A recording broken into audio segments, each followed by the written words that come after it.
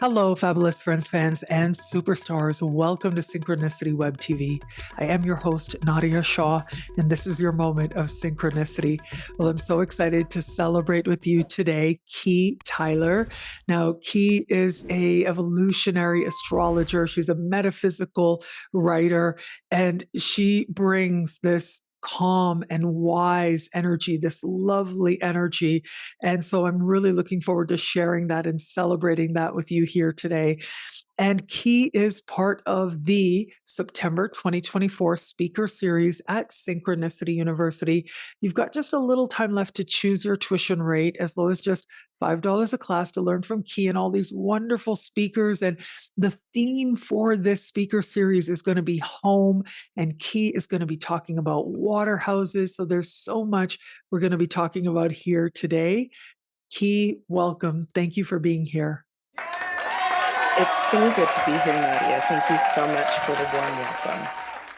Of course. And like I said, as soon as I met you, we started talking, I was like, oh, I think this is going to be a lovely conversation just because of the energy that you bring.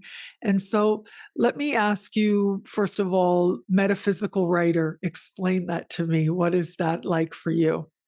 Oh my gosh, it turned into something pretty wonderful. During the pandemic, we had so many opportunities to launch into new business. And I was on a platform that allowed me to write for tarot and astrology and spiritual subjects like candle magic and just a wide range of things, because I've studied and personal experience and family traditions. So it was really wonderful. I got my feet wet with writing, just writing about esoteric topics. And isn't it so fun? Like for me, I love it so much. It's really for the journey itself. Like Ah, something about it's a writing, it rabbit just hole. makes me, yeah, it makes me feel like connected to something that feels strong. Maybe it's Mars and Gemini for me. Maybe that's part of it. But yeah, something in me feels like the spirit, the spiritual warrior spirit stirs up when I write. So it can be a lot of fun. Yeah, I agree with you on that. Yeah. And so, home, let me ask you about that because the theme for this speaker series that we're doing at Synchronicity University, and once again, everybody, links are in the description below. This overriding theme of home, how do you understand that connection between home and astrology and its metaphorical understanding? It's such a good question because I don't believe that home is just the place where you reside. With the sign of Cancer, the moon in the fourth house, we have the opportunity to connect to our sense of belonging. And so, home to me is really, where can I find that belonging no matter where I am? Where is my home? Where is my sense of safety no matter where I am in the world? And I feel like astrology has really added to that vocabulary, and understanding that it's more than just my four walls. There's a lot of other things that I need in order to feel nurtured. Wow. And where do you see that show up in terms of what you need to be nurtured in the chart? Mm. Do you mean in my own chart or? Oh, I mean, like, in general, yeah. You don't have to be too revealing, don't worry. But Thank you. so, yeah, right? I have a Um, Cancer rising, so first of all, it's interesting, a Cancer rising with a Sag moon. As part of what I do here, I feel like I get to talk to the best astrologers in the world, and so sometimes I get to be a little bit selfish, or I am a little bit selfish, and that's what I'm gonna do right now because I'm, telling you I have a Cancer rising with a Sag moon. And oh my goodness, is that ever a contrast of energies? Because it's like home is, so important to me, right? And who I understand myself to be. But at the same time, oh boy, don't let home just be, it can feel like it ties me down if I'm not out in the yeah. world. I'm at home in airports. I love airports. I I love don't blame airplanes. I, Yeah. I have to agree. Also, we share the same ascendant. I'm a Cancer ascendant, but I have a moon in Taurus.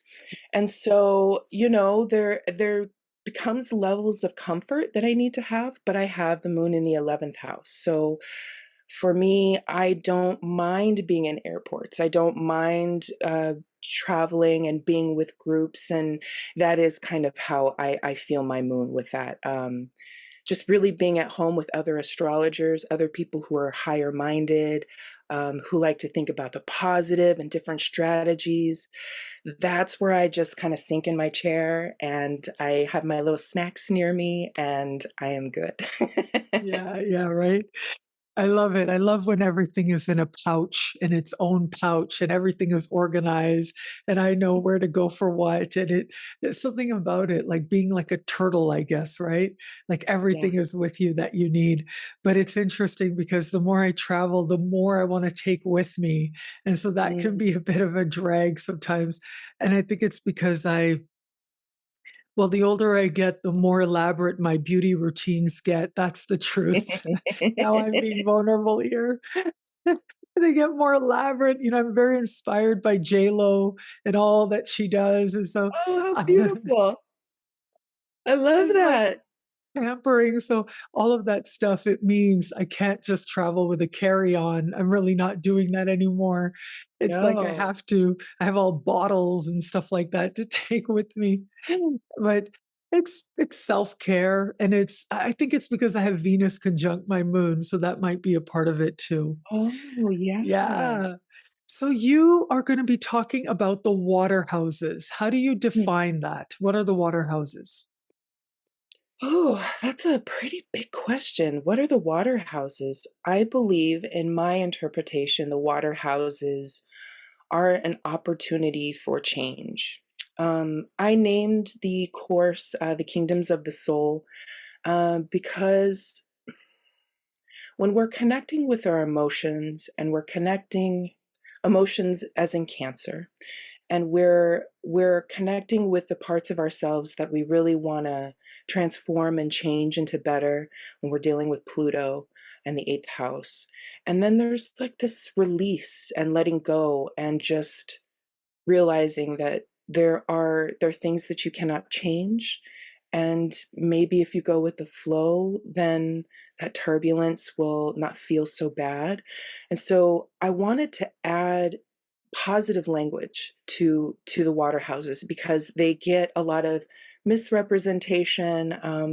When you think about when people mention the 8th house, they think of like what other people think of you or gains and losses. And I think there's a little bit more of a beautiful language associated with the 8th house and its abilities and effects on us. So the water houses are 4, 8, and 12. And so you Yeah. mentioned the 8th house and how we can be more eloquent with how we describe it. So why don't we do that? Like, do you feel comfortable just talking about some of the symbolism of the 8th house? I Because have I'm an 8th Jupiter in house the 8th. sun. Let's do it. Yeah, Let's do what do you have in the 8th? it. Jupiter, What degree? What sign? 11 in Aquarius. That's conjunct my sun. No wonder I love you. I'm like, oh my God. Look at This, us. I know that's why Oh, this is the first time I'm really talking to you. And I just right away, I was like, oh, I like this kindred person. Oh, I spirits. like her Yes. energy. And look at us. And I have a grand trine in air within the water houses as well. Oh, you're so And that lucky. is Pluto in the fourth and Mars in the 12th, and the sun, Mhm. of course, in the eighth. So your Jupiter is lighting that whole thing up. So isn't that exciting? Yeah. Thank you for all your air because I have none. Jupiter's all I've got. So, yeah, let's add more language to the 8th house. When I think of the 8th house, I think of this very pivotal moment in our lives when we have reached, we've exhausted everything that we've got, and we might not have any energy. And we're just kind of feeling like, okay, there's lack going on, and I need to figure out where I can go to fix it. And so it becomes this pivotal moment of opening up to trust and getting together with others to, help see how you can magnetize better situations to your life or different strategies. But I think most of all, when you are going through hard times, a lot of us want to sequester ourselves and go into closing and in hiding. And I think what the eighth house can bring when thinking about union, when thinking about um, coming together with others, it just becomes a really important pivotal moment for change. So when I see someone with an eighth house sun or something to that effect, I see this person actually really making waves, really able to go deep, really able to connect with their emotional centers. Um, and then, of course, we all have to work on how we do that and if we feel comfortable and do we feel energized and do we feel these things are changing. So of course those are things as astrologers we help guide through that Plutonian process, but I think it's a really beautiful place to be in.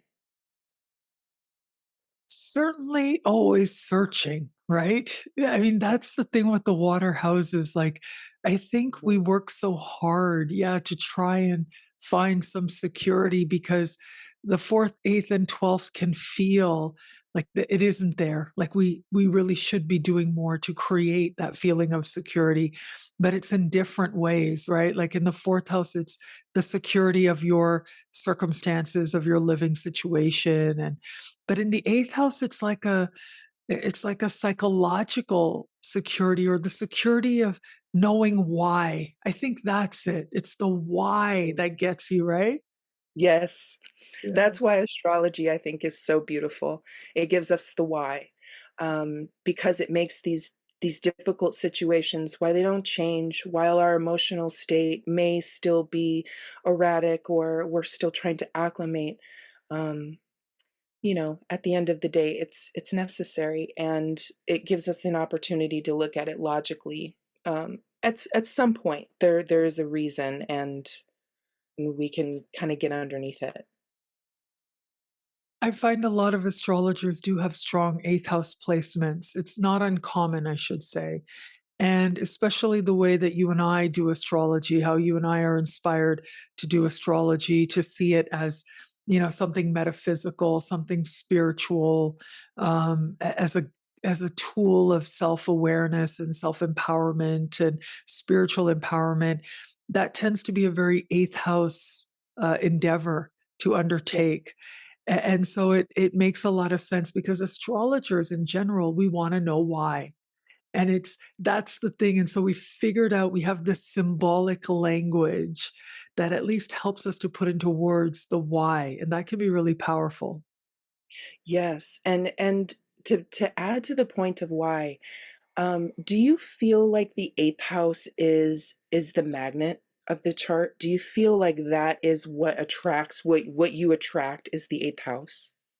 I wonder how you That's feel about it. That's interesting because I know that they say, the ascendant is what you radiate out and the descendant is what comes back to you. But then in the eighth house, is it that it becomes more profound or more obvious, or we look at what's really going on in terms of what we're attracting?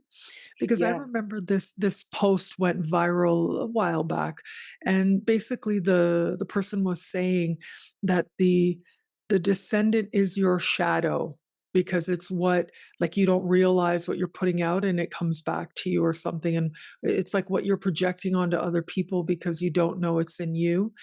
And of course, this, got a lot of discussion because it was like, well, actually, we know that the eighth house is the shadow, not necessarily the seventh house. And I thought that that was a rather interesting way of understanding it, right?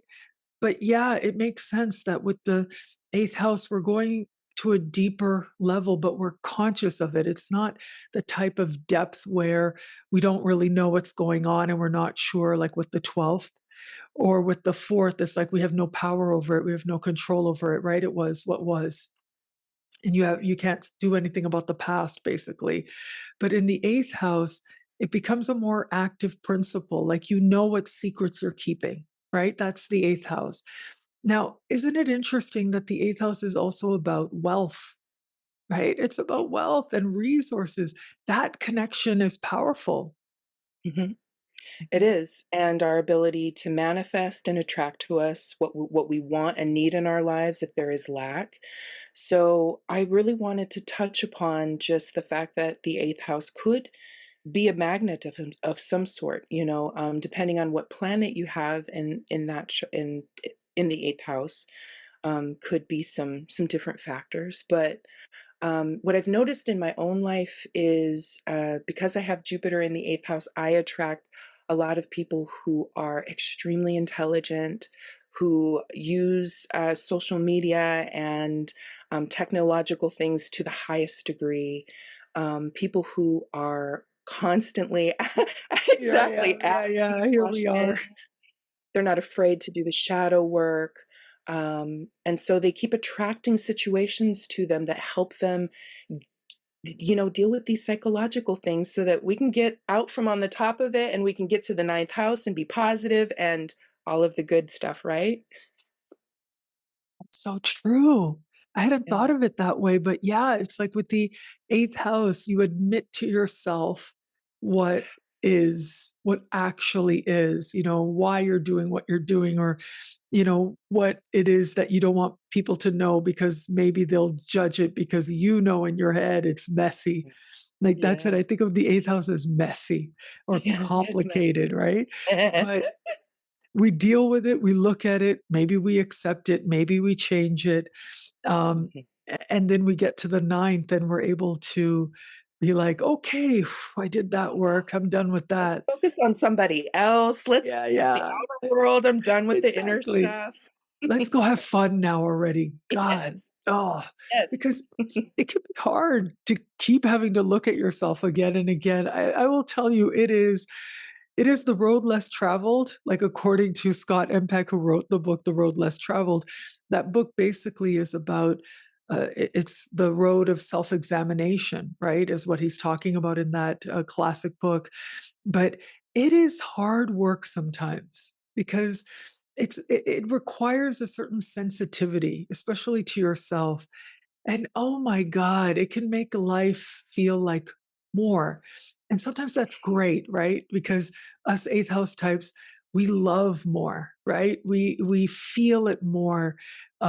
We dive in more to our experiences, but it also means like as high as you go is as low as you can go. So the high is matched by the elation of the happiness means we're going to go through times that feel challenging, like more challenging.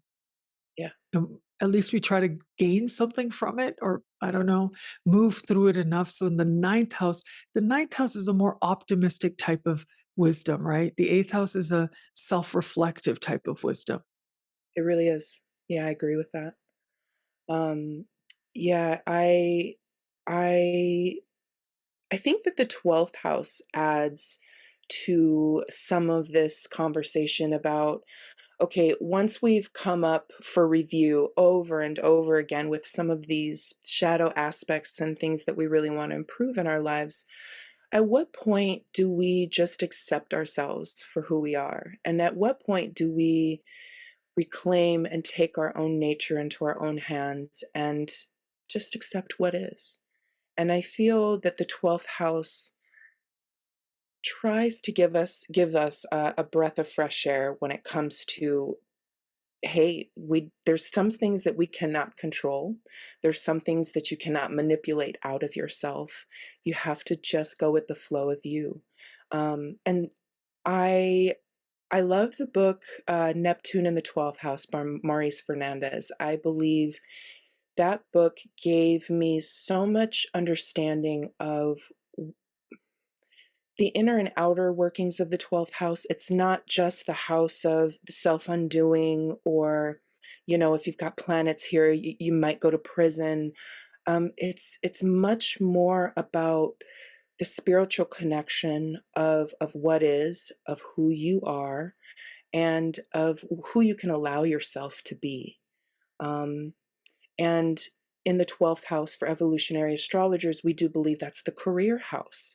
So once you've gone through the whole wheel of, you know, change and transformation and becoming and losing, old parts of yourself, this 12th house becomes a place of strength and ability. And depending on where Neptune is placed, you could really see where someone has the ability to affect the masses.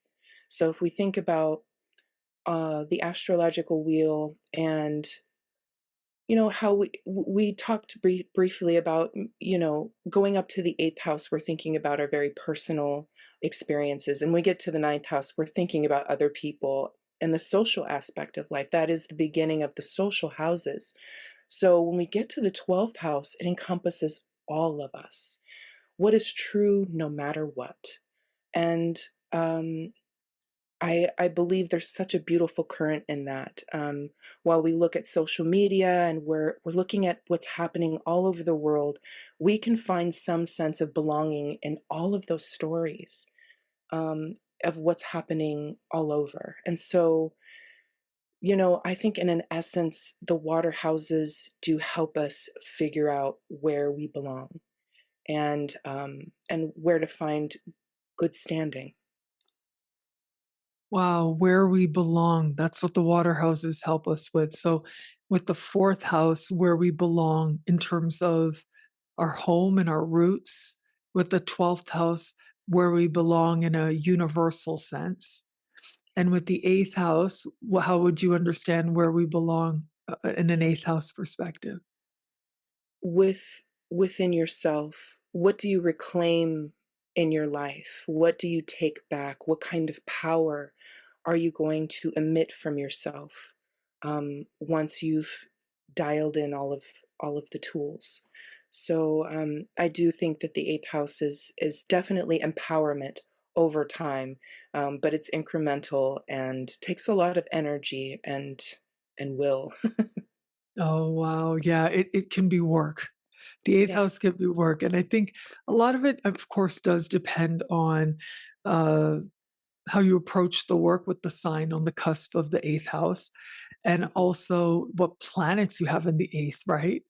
Yeah. Like that will tell you something about also how you understand the work. For you with Jupiter, the work probably feels well rewarded, I would think. Yes, it does. Yeah.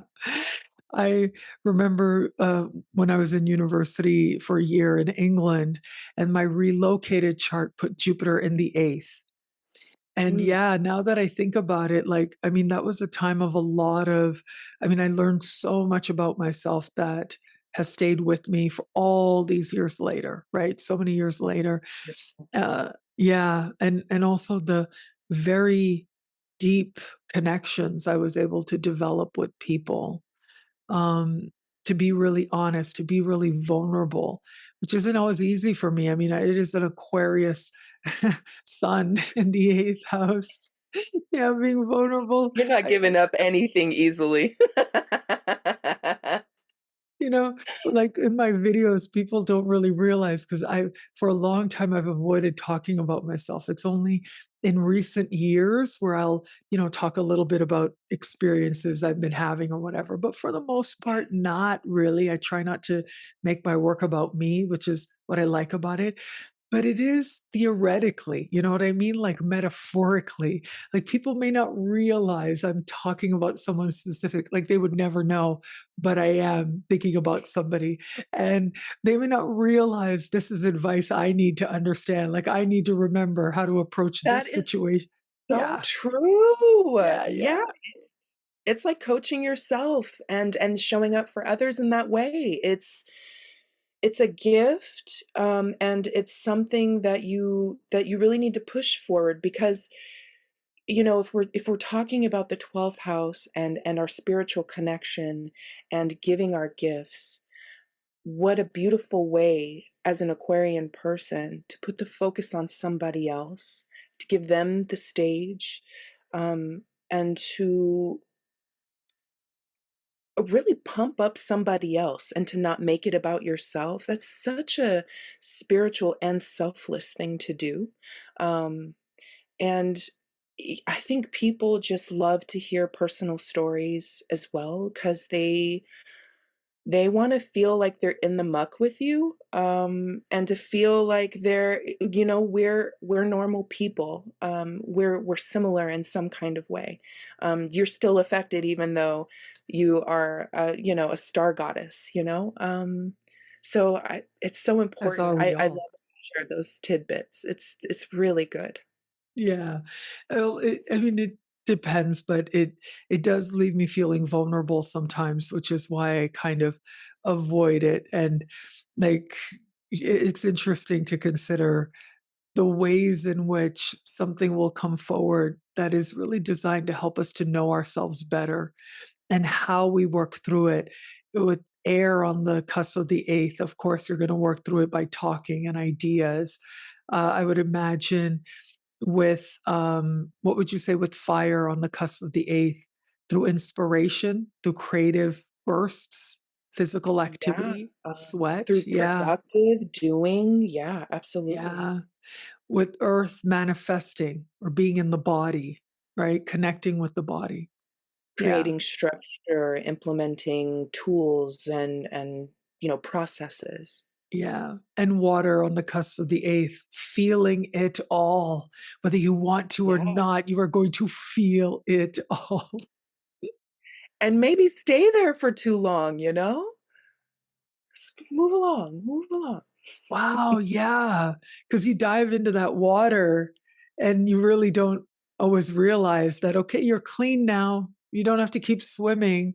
That's tough. I mean, I think with the Yeah, 8th house in general, it can be hard that it can feel like stuff, like quote unquote, can run so deep. It can reach such a deep part of the psyche and your what all the things that you feel and why you feel them and way they go way back, right? What formed the basics of the psyche, the foundation of the psyche, rather.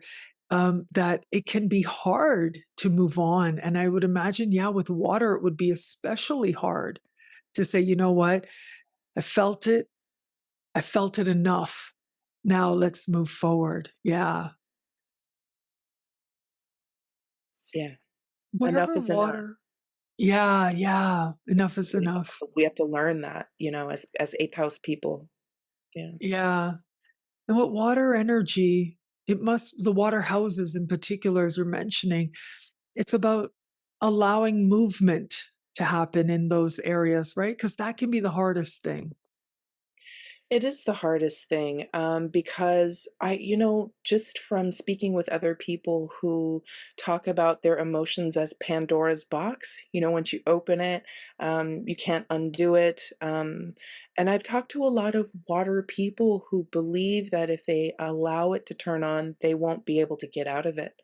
And so they don't want to touch those areas. So, you know, it's not a general speculation, but I wonder how people with actual water on the cusp of those houses, I wonder if they actually feel that way. Um, if they more or less lean on not touching the emotions and rather move through things very quickly. So I'm sure that there's both types out there, but Yeah, depending on yeah, the planets and how they're aspected and the ruling planet and right. what's happening with the ruling planet, like and the transit or whatever, right? All of it is like, so as we're talking, Yes. it really is all else being equal for sure. Yeah, but with the eighth house, I don't know. I feel like it's a well, right? Like you just don't know how deep it runs and it can look really still on the surface, but oh boy, it can hold everything. But then there do come moments when it's a spring comes up from the bottom or something and allows some positive change to happen. Now, finally, Key, before I let you go, because I can't get enough about talking about the eighth house because it just feels so exciting to me. I don't normally get to have these deep conversations around the eighth house, but I've always thought of the eighth house as correlating to authenticity. And maybe it's the authenticity of being honest with yourself. Um, but there's something to be said for really understanding what's going on in you. How would you help us to understand that correlation there with the eighth house and authenticity? Do you agree with that? How would you explain that? If you can be honest, if you can open up about the things that have happened to you, good, bad, or indifferent, it leaves you feeling like you've exposed yourself in a very authentic way. Um, when we think about the eighth house, we could think about it also as a psychological house. And so when you go to a therapist, you've got to really be honest about what's happening in your life.